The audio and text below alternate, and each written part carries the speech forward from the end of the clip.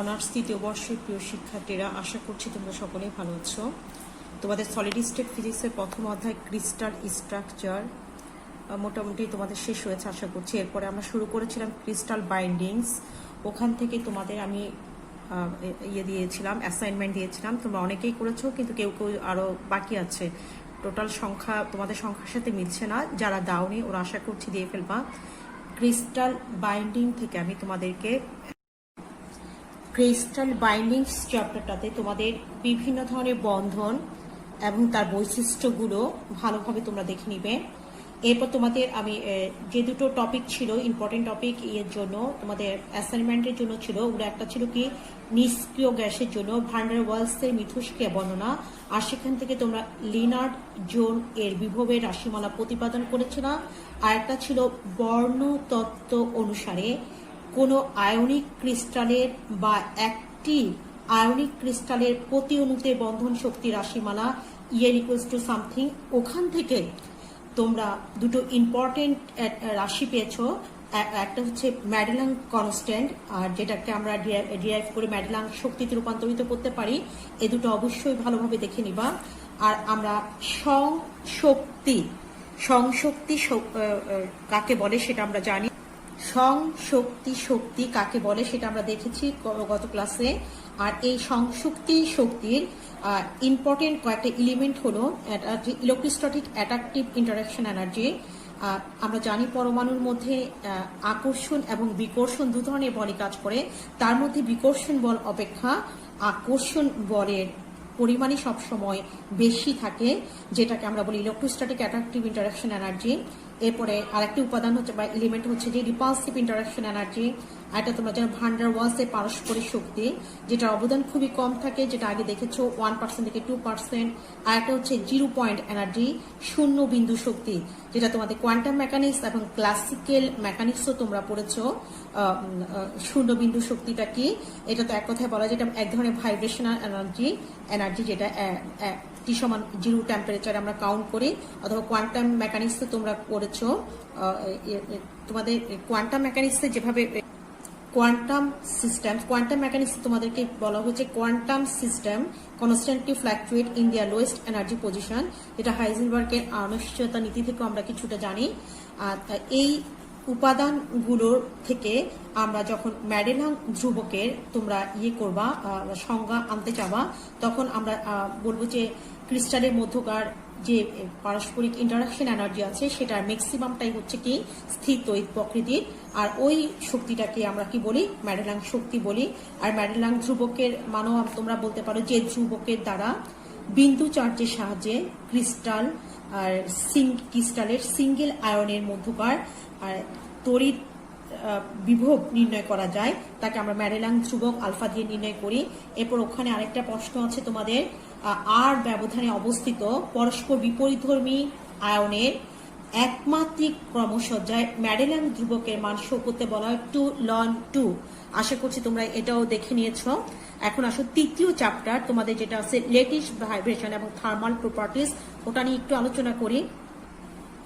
Lettuce vibration আর thermal প্রপার্টিসের মধ্যে দেখো lettuce ভাইব্রেশনে আমরা কি আলোচনা করব।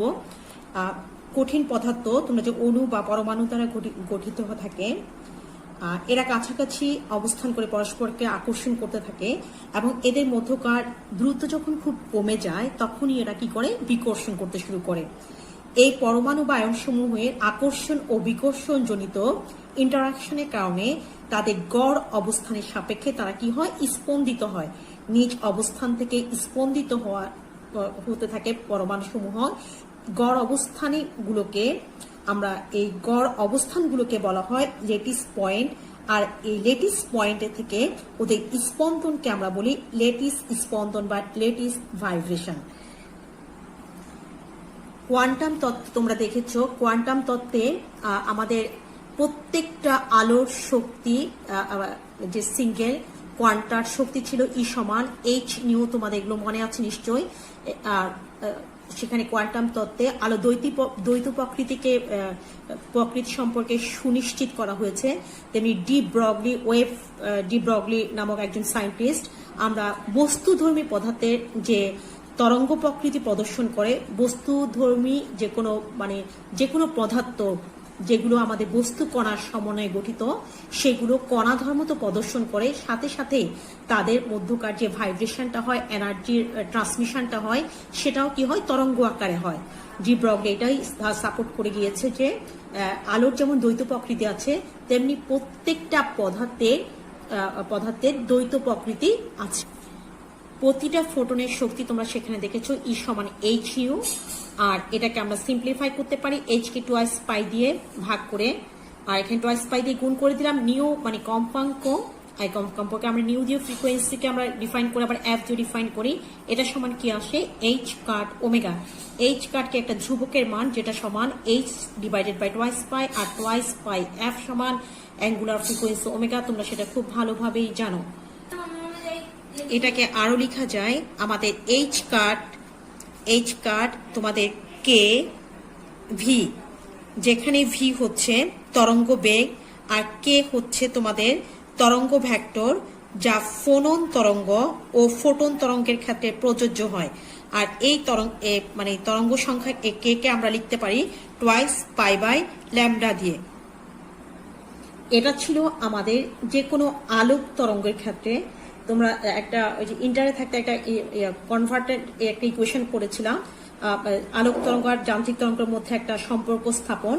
এখানে কোয়ান্টাম তত্ত্ব অনুসারে আমাদের ওমেগা কৌণিক কম্পাঙ্ক বিশিষ্ট যে কোনো স্পন্দকের ইলাস্টিক মোডে শক্তি কাউন্ট করা হয় কত, E N, it means total energy equals to n plus half, এখানে আমরা লিখতে পারি এইচ কাট ওমেগা, যেখানে এম হচ্ছে কোয়ান্টাম সংখ্যা। আমরা জানি একটা সিঙ্গেল রশ্মির কে আমরা শক্তিকে আমরা এইচ নিউ দিয়ে ডিফাইন করি, কিন্তু একাধিক হলে সেক্ষেত্রে আমরা কি দিয়ে ডিফাইন করি, এ এন এইচ নিউ দিয়ে। তাহলে এন হচ্ছে কোয়ান্টাম সংখ্যা, আর হাফ এইচ কাট ওমেগাকে আমরা বলি মোডের শূন্য বিন্দু শক্তি। তাহলে আমরা বুঝতে পারলাম যে ফোটন হচ্ছে কি আলোক শক্তি, আর ইলাস্টিক তরঙ্গের যেমন যে কোনো একটা অবজেক্টকে তুমি যখন সাপোজ একটা টেবিলের এক পাশে তুমি যদি খুব জোরে ফোর্স অ্যাপ্লাই করো, পুরো এখানে অন্য প্রান্ত টেবিলে কাঁপতে থাকে, ইট মিনস এখানের মধ্যে এনার্জি স্থানান্তর হচ্ছে, যেটা এনার্জিটা ভাইব্রেশন আকারে এক স্তর থেকে অন্য স্তরে পৌঁছে দেয়। তাহলে এখানে ফোটন আর ফোনন, আর তোমাদের যে চ্যাপ্টারটা লেটিস্ট ভাইব্রেশন আর আমরা এবং থার্মাল প্রপার্টিস করব, সেখানে আমরা আলোচনা করা হয়েছে ফোনন নিয়ে। ফোটন হচ্ছে আলোক শক্তিকণা শক্তি, আর ফোনন হচ্ছে ইলাস্টিক তরঙ্গের শক্তি। ইলাস্টিক তরঙ্গের শক্তিকে আমরা বলবো ফোনন, আর আলোক তরঙ্গের শক্তিকে বলবো আমরা ফোটন।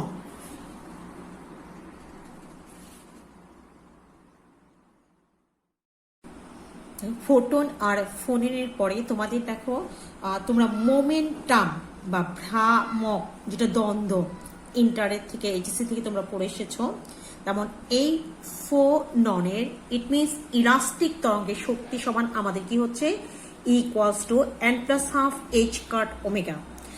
আর এখানে আমাদের ফোননের সাথে তোমাদের একটা ইম্পর্টেন্ট টপিক ইনক্লুড করা আছে, যেটা ফোনন ভরবেগ।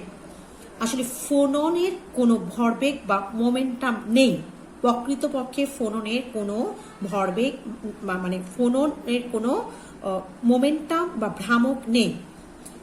কিন্তু কে তরঙ্গ ভেক্টর বিশিষ্ট ফোনন অন্যান্য কণার সাথে, যেমন আমাদের সাব অ্যাটমিক পার্টিকেলগুলো আছে, ইলেকট্রন, প্রোটন, নিউট্রনের মতোই ওরা প্রতিক্রিয়া দেখায়। আর এই মোমেন্টাম হলো আমাদের এই ফোনন মোমেন্টাম, আলাদা করে কাউন্ট করা হয় না, যেটা আমরা ওই আগের থেকে আমরা যেটা জানি আলোক তরঙ্গের ক্ষেত্রে আমরা এইচ কাট কে, হ্যাঁ, এখানে এইচ কাট কে সমান আমরা h divided by twice pi into আমরা লিখতে পারি কি, এখানে h twice pi divided by twice pi divided h cut সমান এইচ টোয়াইস পাই, আর কে সমান twice pi divided by lambda. তাহলে এখানে এটাকে সিম্পলি আমরা লিখতে পারি কি, এইচ ডিভাইডেড বাই ল্যামডা। এটা হচ্ছে ল্যামডা তরঙ্গের ফোটনের মোমেন্টামের সমান। তাহলে এইচ কাট কে, এই সংখ্যাটাকে আমরা বলবো এইচ কাট কে, এই সংখ্যাটাকে আমরা কি বলবো? Crystal momentum. এইচ কাট কে, এই সংখ্যাটা হলো আমাদের ক্রিস্টাল মোমেন্টাম। তোমরা ওই যে ক্লাসিক্যাল ফিজিক্সে দেখছিলা পি সমান এইচ বাই ল্যামডা, ওটা ওখানে ছিল। এখানে আমরা তাহলে ফোনন মোমেন্টাম বলতে অ্যাকচুয়ালি বাস্তবিক পক্ষে ফোননের কোনো মোমেন্টাম নেই। এই এইচ কাট কেটাই আমরা কি করব? ক্রিস্টাল মোমেন্টাম হিসেবে আমরা এখানে কাউন্ট করব। এই লেটিস স্পন্দনের ক্ষেত্রে তোমাদের এই চ্যাপ্টারে এক পারমাণবিক আর দ্বিপারমাণবিক সরল লেটিসের স্পন্দন সম্পর্কে সামান্য কিছু আলোচনা করা হয়েছে ইকুয়েশন আকারে, ওগুলো তোমরা দেখে নিবে। আর আমি তোমাদেরকে আপেক্ষিক তাপ সম্পর্কিত কঠিন পদার্থের লেটিসের আইনস্টাইন মডেলটা একটু দেখিয়ে দিচ্ছি, আর একটু দেখিয়ে দিলে তোমরা পারবা। তো আমরা তো এখানে দেখলামই যান্ত্রিক তরঙ্গের ক্ষেত্রে আমরা যে সমীকরণটা পেয়েছি সেটা কি ই সব equals to n plus half h cut omega. এটা থেকে আমরা প্রসিড হব। এই সমীকরণ থেকে en equals to n plus half h cut omega থেকে আমরা কোনো একটা স্পন্দকের বা কোনো একটা বস্তুর গড় শক্তি নির্ণয়ের জন্য আমরা ম্যাক্সওয়েল বোলটজম্যানের বন্টন সূত্রটা ব্যবহার করি, যেটা গড় শক্তি ম্যাক্সওয়েল বোলটজম্যানের সাথে সেটা হচ্ছে ই বার ইকুয়ালস টু, আমাদের এখানে আমরা লিখি কি sum over n equals to 0 to infinity, এরপর ই এন এক্সপোনেনশিয়ালকে আমরা এর উপর ইএক্সপি দিয়ে লিখতে পারি, এটা সমান মাইনাস, এটা ম্যাক্সওয়েল বোলটজম্যান থেকে নেওয়া হয়েছে en equals to n divided by k B T Boltzmann ধ্রুবক, এটা temperature, divided by sum over n equals to 0 to infinity n equals to 0 to infinity, আমাদের এখানে আসবে exponential minus en divided by k B T. এখানে দেখো এই সমীকরণে just আমরা en এর মানটা যখন টোটাল স্পন্দকের শক্তি আমরা নির্ণয় করছি তখন সাম ওভার n সমান 0 টু ইনফিনিটি ধরে নিয়েছি, ধরে নিয়ে en এর মানটাকে এখানে বসিয়ে দিয়েছি। বসিয়ে দিয়ে তোমরা এখানে এই যে en এর মান বসানো হয়েছে, বসানোর পর এটা সিম্পলিফিকেশন করার জন্য আমরা জানি তোমরা এই যে ইন্টিগ্রেশন ডিফারেন্সিয়েশনে করেছো বড় একটা টার্মকে ছোট করে ধরতে হয়। এখানে h cut omega divided by কেবিটিকে আমি এক্স দিয়ে রিপ্লেস করে এই সমীকরণটাকে সিম্পলিফাই করে নিয়েছি। এখন তোমরা এক্সপোনেনশিয়াল ডিডিএক্স অফ তোমরা জানো e to the power x n x সমান কি n e to the power x, এই সমীকরণগুলো, আরেকটা হচ্ছে লন এক্স, এই দুটো সূত্র ব্যবহার করে এই ইকুয়েশনটাকে একটু এক্সটেনশন করা হয়েছে, যেটার সামারি তাহলে ওই শুধুমাত্র দুটো ইকুয়েশন দিয়ে সলভ করে এটাকে এক্সটেনশন করে বাইনোমিয়াল এক্সপেনশন ইউজ হবে। তার মধ্যে ফার্স্ট পদটাকে কাউন্ট করে তোমরা হাই পাওয়ারের এইগুলোকে সংখ্যাগুলোকে বর্জন করলে তোমরা আমরা ফাইনালি যে ইকুয়েশনটা পাবো সেটা হচ্ছে আমাদের ই সমান e bar, it means whole total energy, e bar equals to আমরা পাবো half h cut omega plus h cut omega divided by e to the power বা ইএক্সপি লিখি, ইএক্সপি এখানে আমাদের আসবে h cut omega divided by k B T Boltzmann constant, আর এটা -1। হ্যাঁ, এখানের মধ্যে এই যে ডান পাশের প্রথম সংখ্যা যেটা হাফ এইচ কাট ওমেগা পেয়েছি সেটা আমাদের হচ্ছে শূন্য বিন্দু শক্তি, কারণ টি সমান 0 হলে ই সমান আমাদের কি হবে হাফ এইচ কাট ওমেগা। কিন্তু কোয়ান্টাম তত্ত্ব অনুযায়ী আমাদের জিরো তাপমাত্রায় পরমাণুসমূহ স্থির থাকে না, এবং প্রতি পরমাণুর হাফ এইচ কাট ওমেগা পরিমাণ শক্তি কি হয় ওদের অবস্থান থেকে স্পন্দিত হতে থাকে, ওটাকে আমরা স্পন্দন শক্তি বলি। কিন্তু ধ্রুব আয়তনের আপেক্ষিক তাপে এর কোনো অবদান নেই, এটার কোনো ইনফ্লুয়েন্স করতে পারে না। তাহলে আইনস্টাইনের তত্ত্ব অনুসারে আপেক্ষিক তাপ কম্পাঙ্কের উপর নির্ভরশীল, কিন্তু ক্লাসিক্যাল তত্ত্ব অনুসারে আপেক্ষিক তাপ আমাদের কম্পাঙ্কের উপর নির্ভরশীল নয়। তাহলে ক্রিস্টালের অভ্যন্তরীণ শক্তি রাশিমালা, আমরা ক্রিস্টাল আমরা 3 ডাইমেনশনাল স্পেস এটাকে কাউন্ট করে নিই, তাই এটার মোট শক্তি আমাকে 3 ডাইমেনশনাল স্পেসে কাউন্ট করলে এটাকে আমরা টোটাল এনার্জি ই সমান কি হবে 3NE 3NE তে আমরা যখন এর মানটা বসিয়ে দিব তখন 3টা এভাবে আমাদের এখানের সাথে ইকুয়েশনটা 3Nটা আমাদের এই দুটো ফার্স্ট টার্ম এবং ডান পাশের লাস্ট টার্ম এই দুটোর সাথে অ্যাড হয়ে যাবে। এরপর আমরা এখান থেকে কি করব, আপেক্ষিক তাপের সমীকরণ নির্ণয় করব।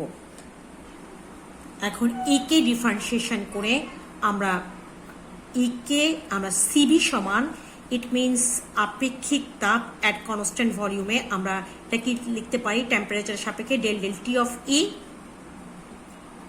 এটাকে আমরা যখন এই এর মানটা বসিয়ে দিয়ে ডিফারেন্সিয়েশন করব তখন তোমরা ডিফারেন্সিয়েশন ইন্টিগ্রেশন নিশ্চয়ই ভালোভাবে পারো। 3n kb h cut omega divided by kb t whole square divided by exponential এই রাশিটা চলে আসে ডিফারেন্সিয়েশনের পর। এরপর আমরা এখানে h কাট ওমেগা kbt এটাকে আমরা আরেকটু তাহলে এটা কি হচ্ছে, এই ইকুয়েশনটাকে আবার আমরা একটু সিম্পলিফাই করে আমরা h কাট ওমেগা বাই কেবি এটাকে আমরা থেটা এ দিয়ে ডিফাইন করতে পারি। যেহেতু এটা টেম্পারেচার উপর ডিপেন্ডেন্ট, তাহলে আমাদের ইকুয়েশনটা দাঁড়ায় এভাবে 3n kb theta e by T whole square exponential theta e by T divided by e to the power theta e divided by T -1, যেখানে আমাদের থেটা ই হচ্ছে এটা হচ্ছে যে একটা বৈশিষ্ট্যমূলক তাপমাত্রা, ইট মিনস ক্যারেক্টারিস্টিক টেম্পারেচার এই আইনস্টাইন মডেলে, যেটাকে আমরা আইনস্টাইন টেম্পারেচার হিসেবে ডিনোট করি। আর এই কোয়েশনটা এই সিভিটা আমাদের উচ্চ তাপমাত্রায় এটা কি হয়, আমাদের ডুলং আর পেটিটের যে সূত্রটা সাধারণ সূত্রটা ডুলং আর পেটিটের সূত্রের অনুরূপ হয়ে যায়। তোমরা ওটা একটু দেখবা। এরপর নিম্ন তাপমাত্রার ক্ষেত্রে এরা কি হয়, নিম্ন তাপমাত্রার ক্ষেত্রে এটা স্বাভাবিক একটা রাশিমালা পাওয়া যায়, ওই রাশিটা একটু দেখে নিও। এবং পরবর্তী ক্লাসে তোমাদের যেটা এই চ্যাপ্টার রিলেটেড কিছু ইম্পর্টেন্ট টপিক আছে, লেটিসের আপেক্ষিক তাপের ডিবাই তত্ত্ব, আইনস্টাইন তত্ত্ব আর ডিবাই তত্ত্বের মধ্যে পার্থক্যগুলো ওগুলো একটু দেখে নিও। আমি নেক্সট ক্লাসে চেষ্টা করব আরও এই চ্যাপ্টার সম্পর্কে এই কোয়েশনগুলো একটু সলভ করে দিতে। আর বাকি যে ইন্টিগ্রেশন আর ডিফারেন্সিয়েশনের যে প্রসিডিউরটা আছে, হাই টেম্পারেচার লো টেম্পারেচার বসানো, ওই ক্যালকুলেশনগুলো তোমরা সহজেই পেরে যাবে আশা করছি। সবাই ভালো থাকো, সুস্থ থাকো, আল্লাহ হাফিজ।